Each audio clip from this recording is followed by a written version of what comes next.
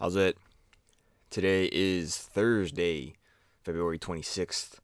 It is Small Thursday, Small Friday, Small Thursday. I'm going to Tahoe tomorrow, so I'm not lifting tomorrow. I am doing today, well, I'm doing tomorrow's stuff today. And I had very little sleep. These last 3 days at work have been crazy. I know I've been complaining about it for a bit, but Monday I had like 7,000 over 7,000 in sales. I talked about it earlier. Tuesday I had like 6,000 in sales, and then yesterday I had 4,000, which 4,000 is not a lot, but on a normal Friday or Saturday night, I'm around 3,000, 3,500 ish. So having that amount of like just foot traffic at the beginning of the week is very, very odd. Yeah, all that to say is like I'm just extremely tired. I did not sleep very well last night. I had to make sure that I came in today a little bit earlier so I could pack for Tahoe because I'm leaving tomorrow. I'm leaving like yeah. So that's kind of what I did. And lifting was a little off. It was just everything felt really tight and none of the lifts felt very crisp.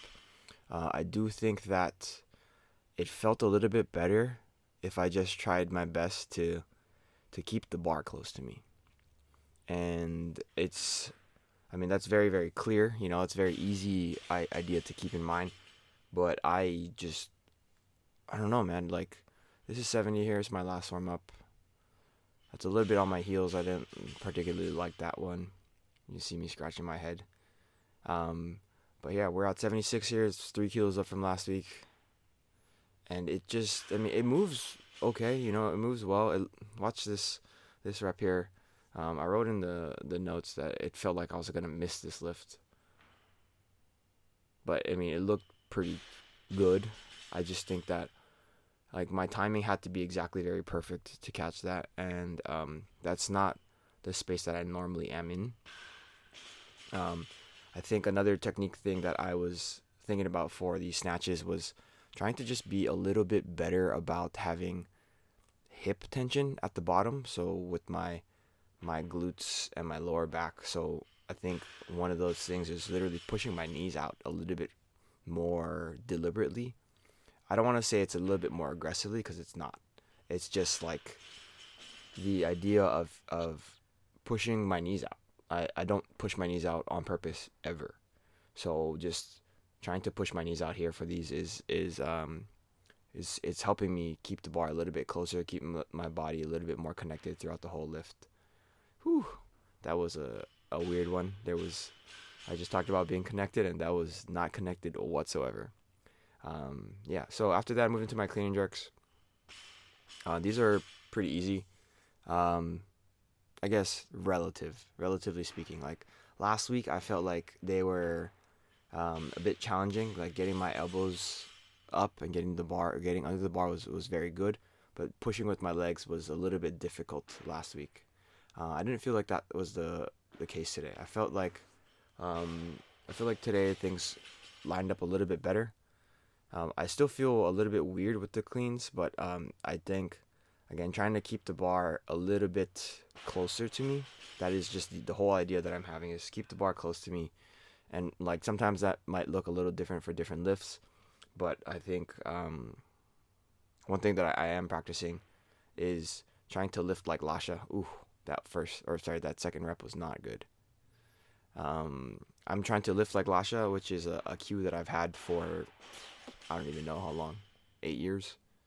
I don't know. Whenever Lasha started winning all the worlds, he was like one of the people that I was like, oh, it's very very pronounced that he does this, and that's essentially pointing his knuckles down, or like I guess leading with the what side is this?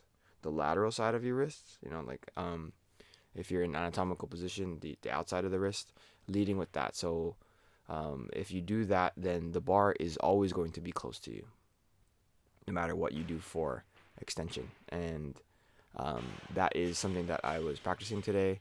Like, I mean, this is the set that I practice it most on.